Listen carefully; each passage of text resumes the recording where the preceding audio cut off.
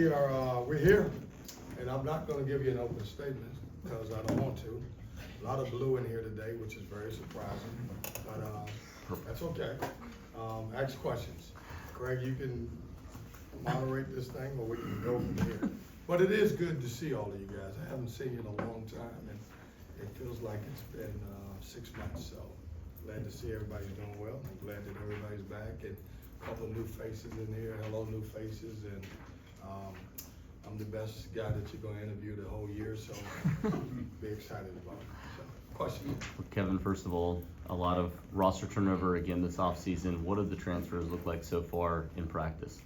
Yeah, I think everybody understands now that there are gonna be a lot of turnover, in college basketball, and I kind of went into this year knowing that we would have more and more transfers.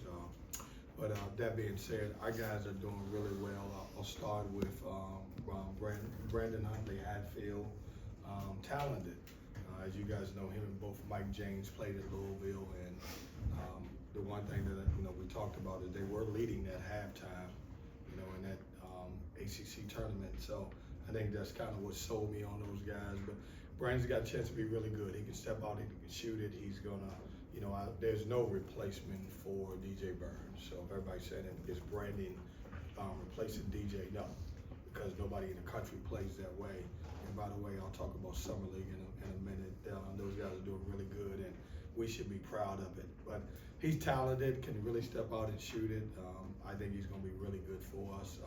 He will be, between him and Ben Middlebrooks, will be our starting center. Both of those guys can play some four also, which I think is going to be really good for us. Mike James, 6'5", 6'6", strong driver, can really shoot the basketball. He'll play some 2 and 3 fours. I think that'll be, I'm looking for someone to replace DJ Horn. I don't know that I'm gonna have anyone to replace him the way he played, but I think both of those guys will be really good. Dante Styles, who, by the way, transferred from Georgetown. I got that? Y'all good? Everybody good? It's gonna be really good.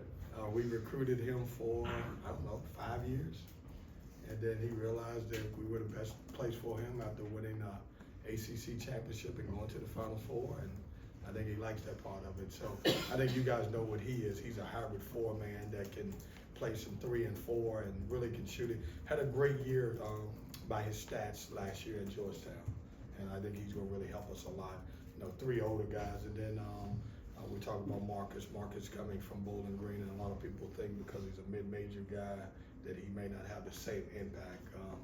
He's really good. 20 points a game, can play some 1 and 2, really can score the ball. He's a paint touch guy, knows how to get to the free throw line.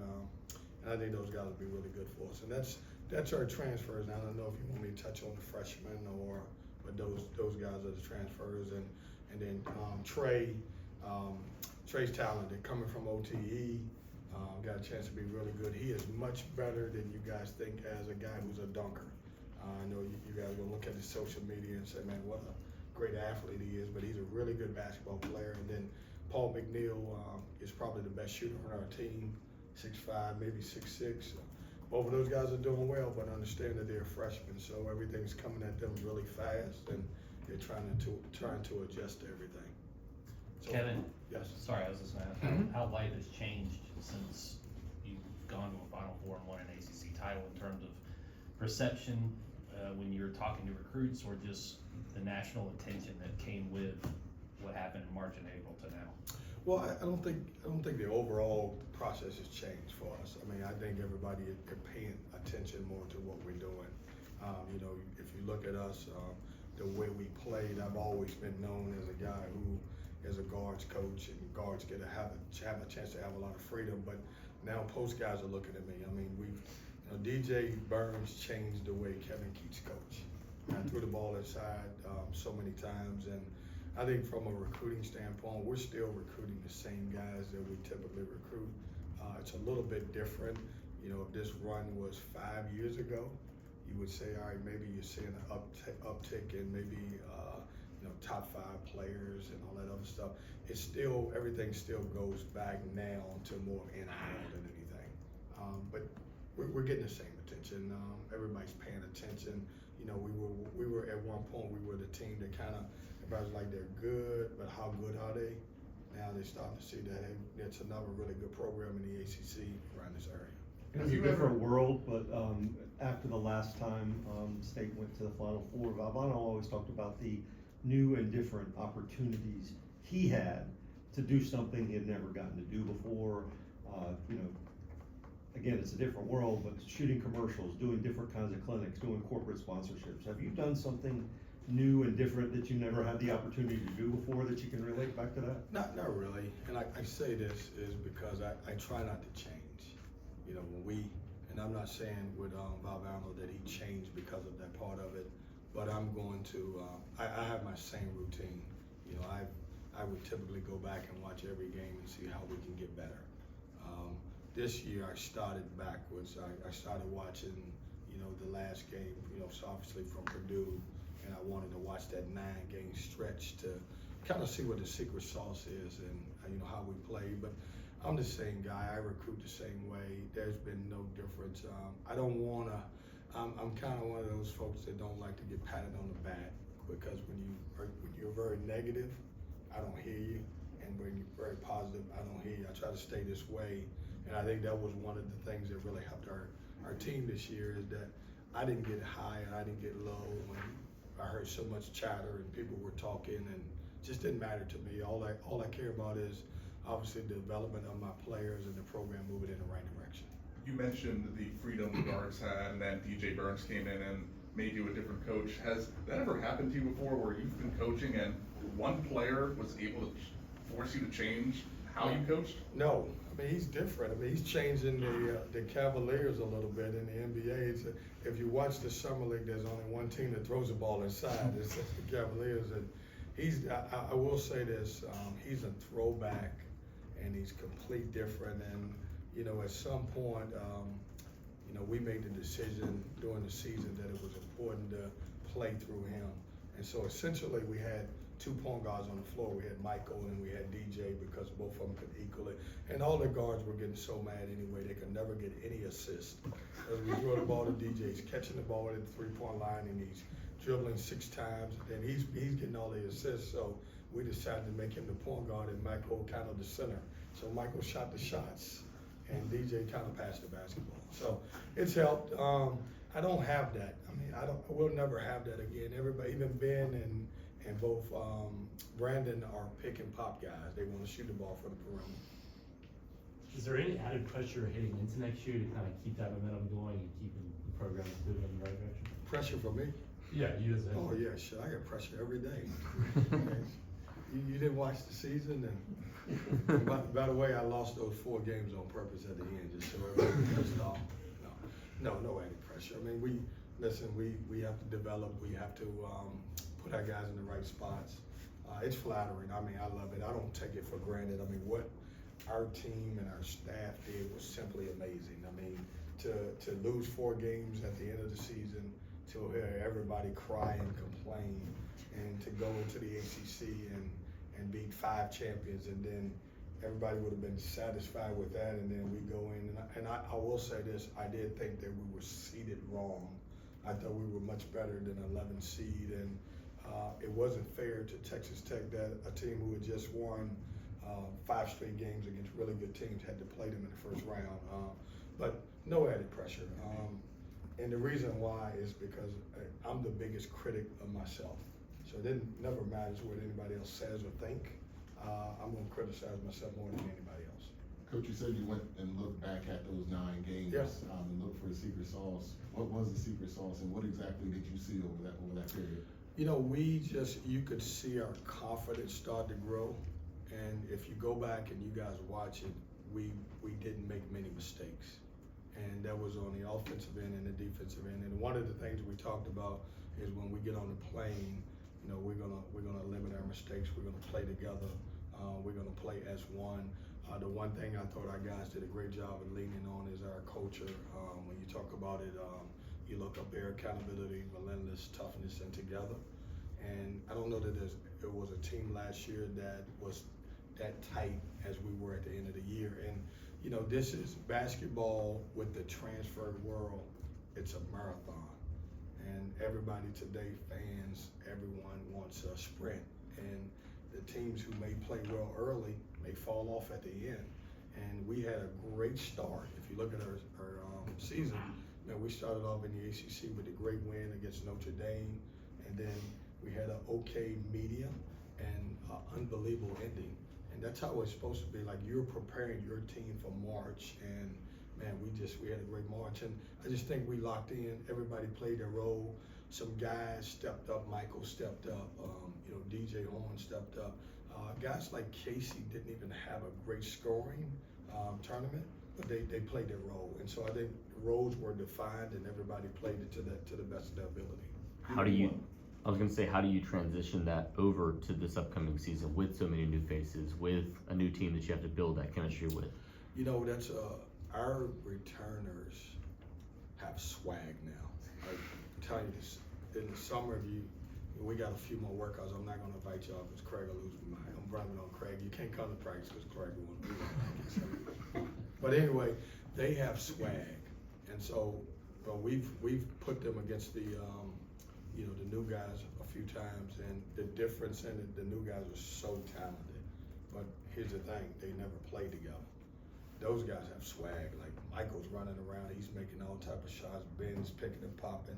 Dennis Parker, who didn't get a chance because he you know, he was under the weather playing in that situation, but watching it and understanding how important it was and how we look, those guys are playing at a high level right now. And the way we keep it is the other guys have to follow what they're doing.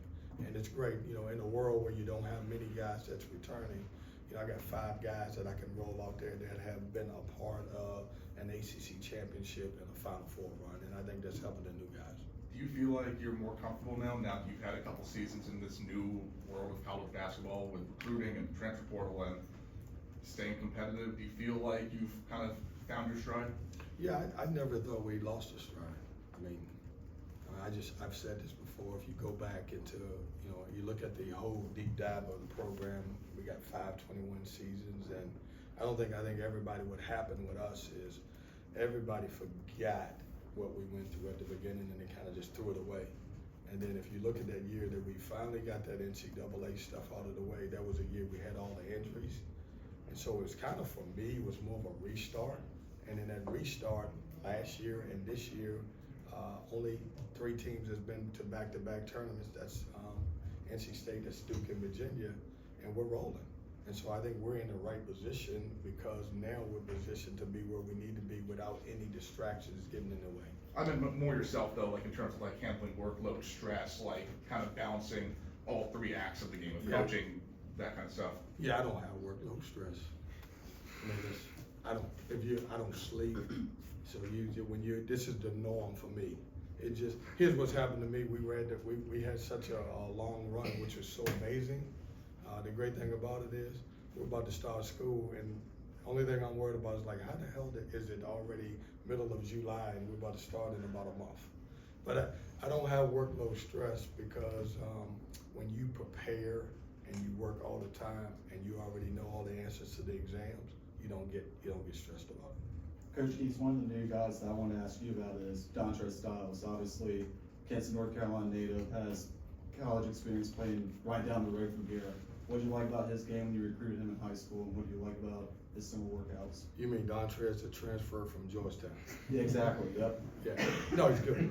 He is, I love him because of his ability, his versatility. I think he can play 2 or 3 positions on the floor, definitely the 3 and the 4. But, you know, at some time, he shoots the ball well. We didn't have that. Mo was really good. Mo was probably one of the better rebounders that we've had at that position. Dontre is a little different from him. You'll see him and Dennis Parker a little bit play some of that position. His ability to step out and shoot the ball behind the 3-point line is really going to help our program. Kevin, you mentioned just now with Mo, like, do you have anybody on this group that can, I guess not many people that rebound like the way he did coming down the stretch, but do you look at someone and say they can really help us on the board, specifically considering the amount of rebound you're going to lose with Mo not coming back? So here's the deal. Mo Deere is one of the better rebounders that we had. DJ Burns didn't rebound. It's not a knock on DJ. This is true. Because This DJ's is my true. guy. There's nobody else in the world I love more than DJ, and that's not, I wanna make sure that when DJ reads this, I don't want somebody to say, Coach Keatts said DJ don't rebound. Don't put it that way. Y'all will say, Kevin Keatts said DJ Burns don't rebound. Don't put it that way. I didn't. But what I mean is, in that lineup, who else was gonna rebound?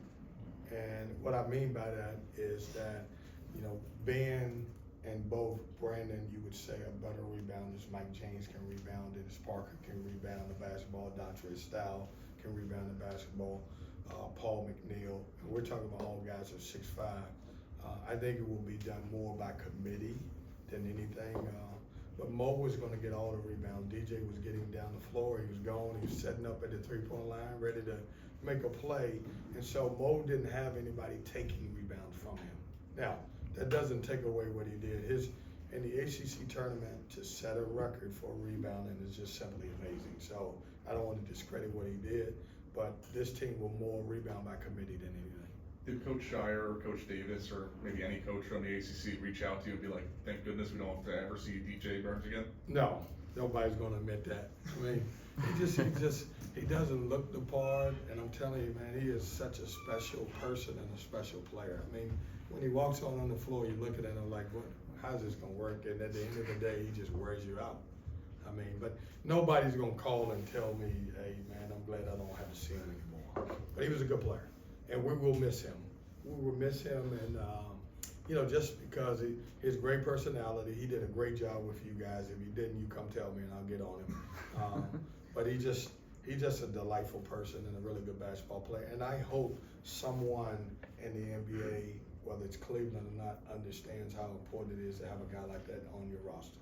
How much have you been able to watch some of his summer league games now? Have you had a chance to talk to him at all? So last night I was flipping back and I was watching Jarkel Joyner, who, by the way, had a great game last night, and Mo Diarra were playing against each other, and then DJ was on NBA TV. So I'm talking to those guys constantly, or texting them and just, you know, encouraging them. I don't have any advice because I'm not their coach now, so do whatever your coaches are asking you to do, but I can be there to support them out. I think, what is it, Craig, 5 or 6 that we have playing? Yeah. You know, you got Taquavion, you got Darion, you got DJ Horn, and then the 3 I mentioned. That's amazing. Like I'm sitting there, I think it was like 10:45, 11 o'clock, and I'm like a proud papa out there, and like, man, these guys are, man, this is pretty cool just to watch them play, and I'm seeing DJ get the ball, and I'm like, all right, he's about to spin on you now because the way he's playing. And Jarkel Joyner, I'm so mad at him because he had a chance to, at the end of the game, it's like 5 seconds, and he passed the ball instead of taking the last shot, and the shot clock went off and the game was over. So I'm gonna call him and say, man, you gotta take. When you were here, I never had a problem telling you to take that shot. Yeah. Kevin, kind of looking at going back to Jarkel, the DJs, you know, the transfers that you all have had. Is there anything you've learned about like the way to integrate these transfers into the team over the past few years? Anything that you've kind of discovered as you've seen the success they've had? Yeah, chemistry. You have to figure out how to create it off the court. I say this now in the world of transfers, and I know you guys have wrote this a million times. I've had to do this roster thing for 12 years at Hargrave. Just had to do it, and that was 13 to 15 guys every year, brand new. And so now if I got 7 or 8, I'm okay with that. I don't want to get to 13, but chemistry is important. We try to create chemistry, you know, playing golf, you know, doing stuff, you know, going out in the community, you know, tailgating, believe it or not. They love it. I mean, get around and they tailgate and we have a good time and all that other stuff, but you cannot have great playing if you don't have great chemistry. And we, you know, what we try to do is create some of that, and we don't have it right now. We're trying to get there. It's summer, and I don't expect that. The returners got great chemistry. They're dapping each other. They know where everybody's supposed to be. They know everybody's sister's name and mom's name. We don't know that yet. We're trying to figure out each other, but the one thing that you have to do is try to get these guys here and get them all on the same page. And, you know, it takes a little time. It takes a season sometime, as you guys saw with us. Yeah. What's the new guys? You know, who's kind of stepped into a leadership role, you know, having, you know, half the guys here being new this year? New guys are returners. Well, just overall, just on the team. Michael. And it took Michael, it took him all year long. he said something at the ACC tournament in Holland. I looked around like, who's that? Is that Michael? He was so quiet. He's the smartest guy in the school.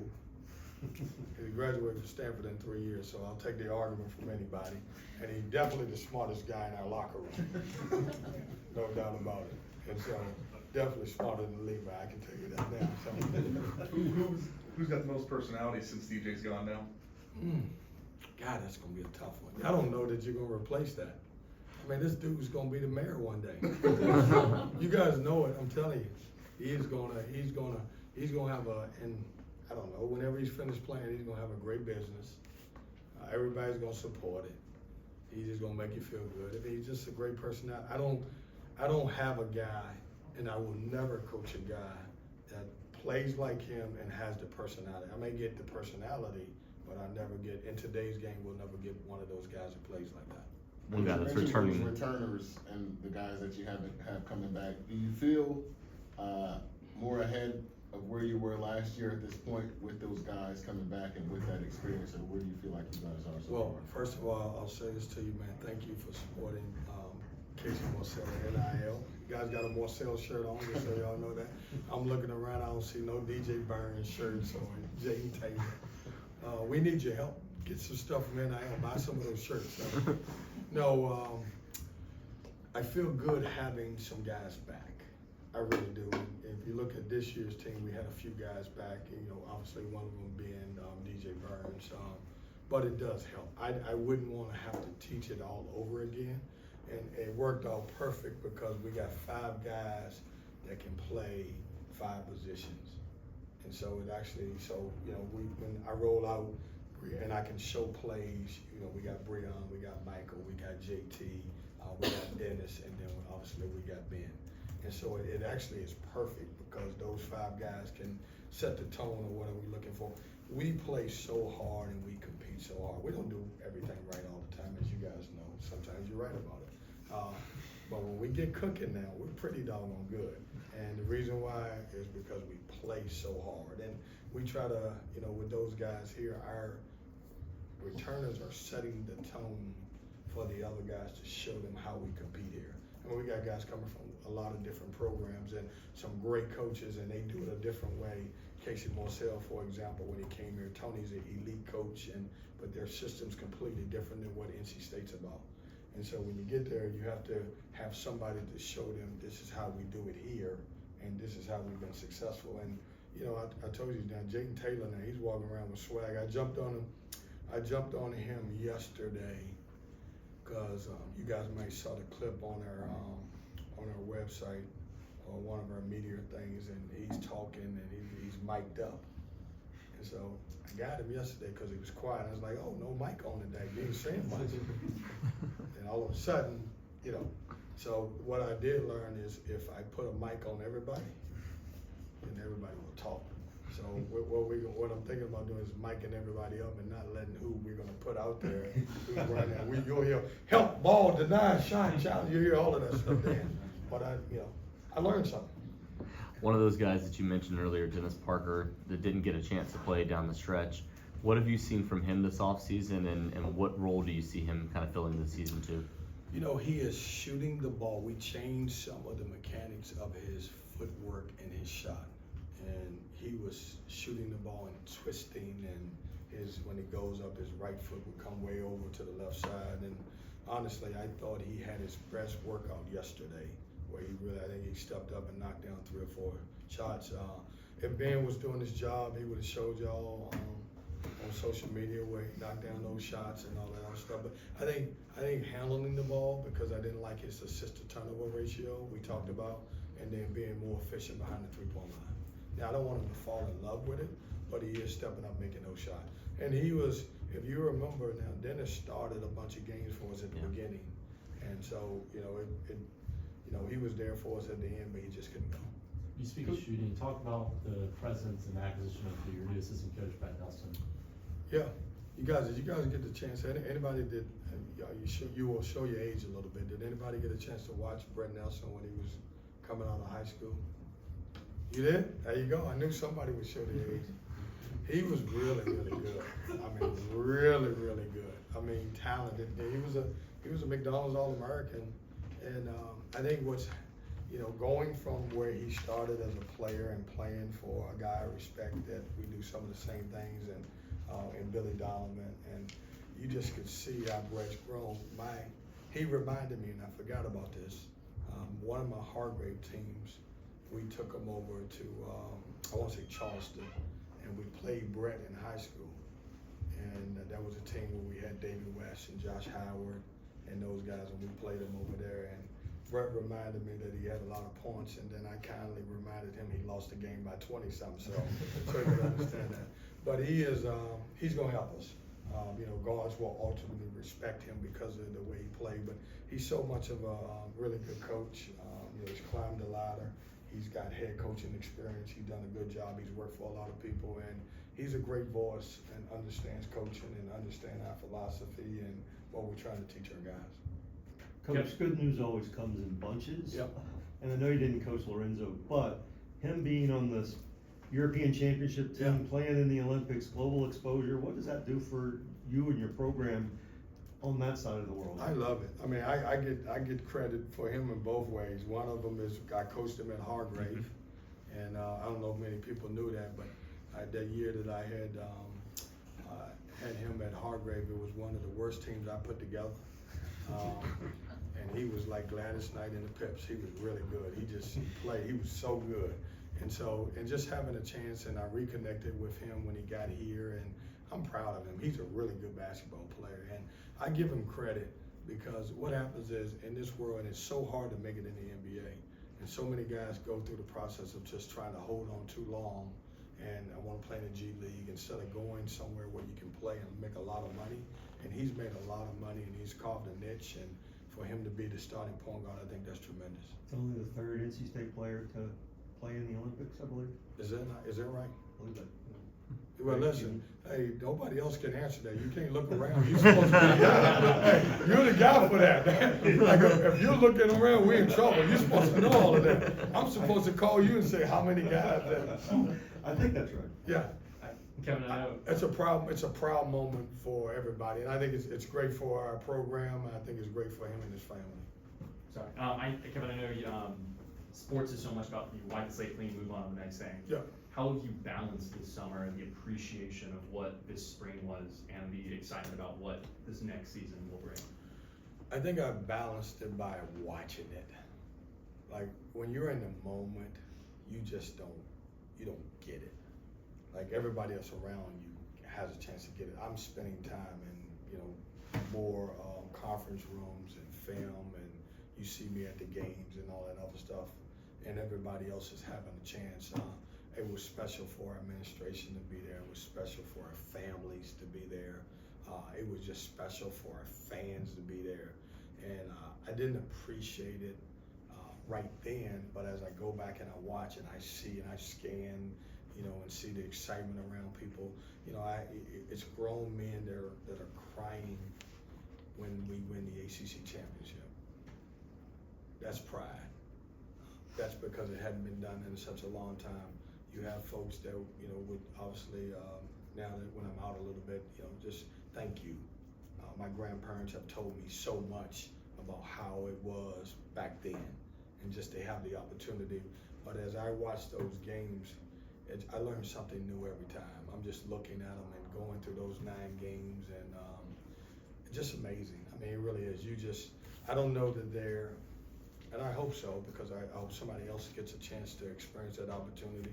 But I don't know that there'll be another 9-game run as we've had in the history of basketball. I mean, to go to DC and to play on Tuesday and to lose your last 4 games that we lost on purpose, and to be standing there for the championship. And by the way, we were the stronger and more fresh team every second half in every single game, and we played 5 straight days. And DJ Burns was really good every single game. So it says a lot about our program. It says a lot about our people. I thought our nutrition staff and strength coach and trainers in that moment did a great job, because we had to put people together. If you guys remember the championship game, the referees yelling at us because we got the massage gun on the floor trying to get Casey right. he leaves out there, comes back like he's Willis Reed, and he's coming back, and we're cramping up, and DJ Horn did not play the first game. He was hurt, and Louisville is a dangerous enough team without your leading scorer where you can lose that game. So we had to adjust and figure it out. And how can I ever talk about this run without saying what a great shot that Michael made? And he called that too. I watched him. He said backboard. He did. He called. As that shot, when you go back, you guys go watch it. He said he didn't say that. But that's where it sinks in for me. I've got to now where I'm working out and I'm putting the game on because it makes me work out for about a little over an hour. And so, like, all right, that's pretty cool. And I'll go back and watch them again, and then I'll watch, my next segment is to go back and watch the 4 games at the end of the year, and then start from the beginning and see what the secret sauce.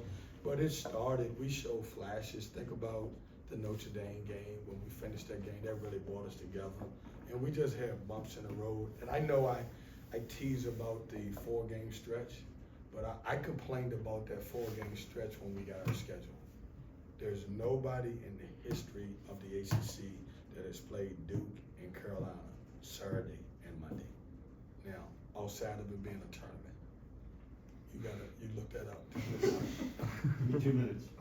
Obviously, you and the players are handling the swag and clout well, but how's Craig handling it? He newfound level over his head. Yeah, Craig, he brought a new member into the Woodpack family, and you could tell he was excited about it. That's why a new member was created, because he knew obviously we're gonna have a great year. Craig's happy, man. I mean, I think Craig got a big raise. I don't know. Shit, he's making like $500,000. Everybody's doing well. Everybody should be doing well. It was, this is not so much about this current team.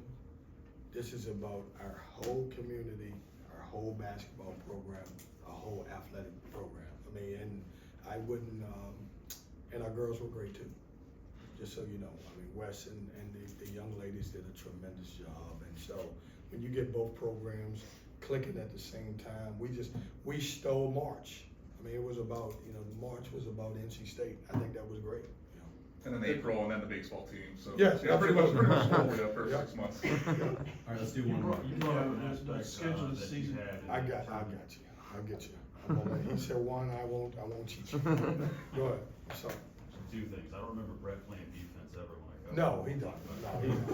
He will never put him on the defensive side. You brought up something real quick when I asked you about as far as recovery.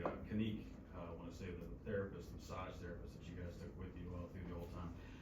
How important was she the whole time? Because I remember seeing her a lot. I was actually just reminded of that to talk to her. I want to ask how integral part of the. She was, her and her partner were tremendous. I mean, they did a great job, and putting people together. She actually asked me like 40 times, Coach, when am I gonna get you down here on this table? And I was like, you're not. I don't have time for that. But she did a great job, and she's part of the plan. And just think about it, guys. 5 games in 5 days is pretty doggone. And like, we were playing some really, really good teams, and the way we played, but they all as a group did a good job putting everybody together. Back together, I should say. Yes. Just briefly, I was going to ask, I mean, you mentioned kind of the scenes at AC Championship room and crying. Any really special fan interactions that you remember that really stand out? No, I just think, the bell tower was impressive. We got back, and us and the women's team was able to do that. I mean, it's just amazing. And I didn't realize it. As we won the ACC and we went to the Final Four, I didn't realize how much I would hear it, but everybody was starving for some type of championship. And that's great. I mean, I don't have to tell you, you guys are smart. You know how to feed into the fan base, and then you know how to block them out. So I understand you play the game with that part of it, but our folks were genuinely happy for what went on. And I think that's special. And that means something. Now, if they didn't care, I would have a problem with that. But they care about it, and I don't have one story. I just got several. I mean, folks just, man, what an amazing run, and what a great job. and we're very humble, and I say thank you and I appreciate it, and, you know, obviously we wanna just continue to try to build on what we did last year.